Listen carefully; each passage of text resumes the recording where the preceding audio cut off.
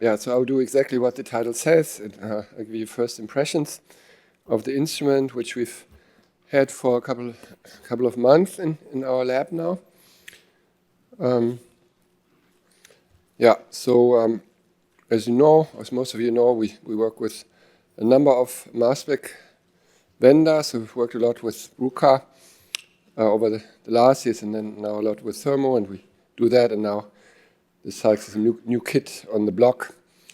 So yeah, and we always use the VivoSep with those instruments where I have this conflict of interest. Okay, so I want to start with AI, and this is from a review we wrote a couple of years ago.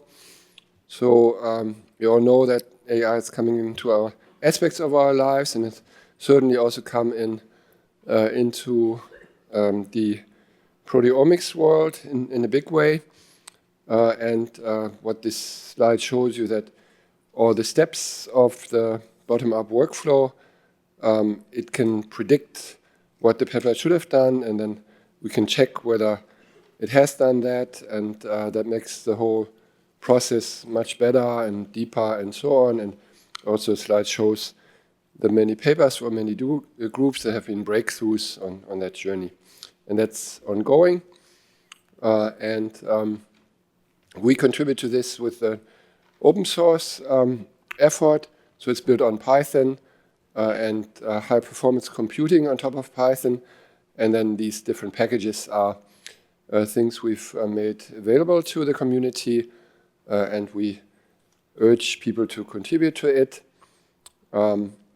because we think it's very important for our community that we have not only black boxes but also open boxes, that we know what's going on inside, and people have a chance to contribute and make it better. So the last piece, the shoe to drop in this was effort led by Georg Weimann, who's actually defending his thesis in 2 weeks. And this is the package called Alpha DIA. So it's, as the name says, it's a DIA search engine. But the novelty is that it goes end-to-end with a deep learning. So now all the data is based on TOFs. And the TOF data can be quite noisy. Then you have to aggregate it. And if you put boundaries and try to pick features, that usually doesn't go so well. And what Alpha DIA does is go end-to-end with a feature-free approach. So you can see how that works. And then in the end, it's compared to Ph.D. prediction. And what looked very noisy is then a super clear match. Of course, this all goes automatically. And then there's also just, so the paper came out 2 weeks ago, and but there's already a second version where the core is written in Rust, and now it's super fast. Okay, and then another effort, this is a teaser that we do, is so we have a prediction, de novo prediction, where we have a lot of diverse training sets, and that can be very useful, we hope. And then we have this proteome interpreter, where we use the large language models, and then you prompt it with your project, and you have the data, and it has the tools, AlphaPep-Stats in our case, and then it tries to make sense of it, and you can actually indeed chat with it, and you can get it to make all kinds of graphs for you. And the next level, we hope, is that it maybe helps us to make new discoveries or hypotheses that we wouldn't even have thought about by ourselves. So now we work in plasma, as I've showed many times, and then in the plasma and in other fields as well, we advocate now targeted proteomics. So basic target has been around forever, but now with the new instrumentation, it gets the new kicker. And we do this with the twist, so with working with APSI for the heavy reagents. So our goal is, as announced in the HUPO in Dresden last year, that we want to make a heavy proteome eventually. So you should be able to, the community should be able to get heavy versions of their proteins like in no time, and then they would have a lot of advantages. So this is how this looks. So it's a stable modification, so you don't need to worry about it. And then both the B ions and the Y ions both are shifted, not only the Y ions like in SCIEX. So that's how that works. And we're in the process of doing that, and we had a paper where we showed this in targeted already. So here what you're supposed to see is that the endogenous and the heavy, they follow each other, except when the endogenous is modified, and that can also be interesting. So that's the same thing. So we had a liver panel, so we've now made the proteins for our liver panel in the heavy form, and then we really hope that this will make it easier for the liver test, because the clinicians always want to see absolute amounts and make them more reproducible. But also, I mean, you all know in our community that people want to have our results checked by Western blot, which is quite ridiculous in our view as mass spectrometrists. We think it should be the other way around, right? But it is actually good to check, and now we have very powerful, maybe too powerful AI models that maybe find proteins that are not even there. So we do need to do this, and then we think if we had a push button operation for targeted, right, and then we wouldn't never need to do these Western blots anymore. So why is that? Because or why is that come up now? Because in the past, developing a target test could take a whole year, but it doesn't have to.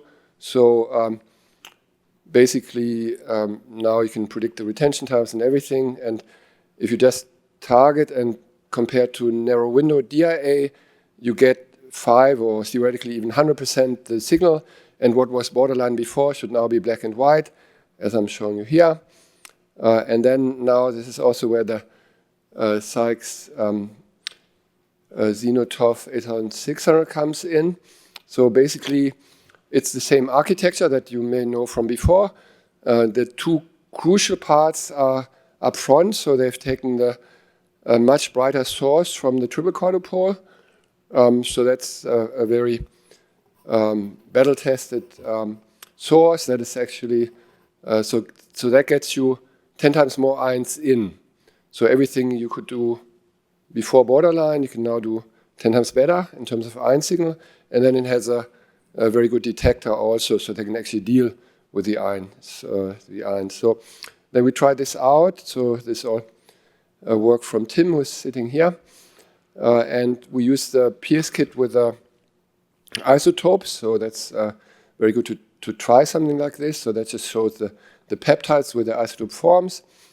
And then we do this with the EvoSep. And the kicker here is that this is at 500 per day, right? Normally, nobody in their right minds would think about doing a target on 500 per day.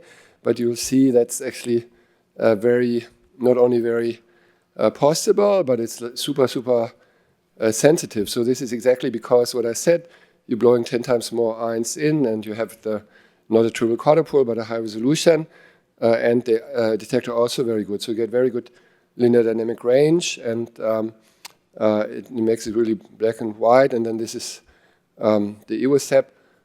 So the peptides come out even in different, so what this is showing, the different transitions, replicates, but in different matrices. So what this shows is that your peptide comes out within 3 seconds. So this is not even any retention time adjustment or anything. It comes out in the same 3 seconds, even in the presence of these different matrices. And then, of course, you can add adaptive retention time on top of it. So this is data not from us. So this is data from M-class, higher flow system that runs hour or longer gradient, and then you can get also to 10,000 proteins here. That's what this slide shows at a good quantification. And this is a Phospho experiment that we did. So we only use 5 microgram here, and we get to 30,000 size, so that's quite good. And then we use the classical EGF, and we get the right outliers and the right linear motifs, as you see in the right-hand panel. So that's That's very promising. And then I explained before the new, earlier this morning, the new SPEC workflow, which is this workflow in a tip. But the twist is that you push the proteome into the layer. So now it's in 100 nanoliters of volume, and that makes the digestion super efficient, super fast as well. So it's all over in an hour.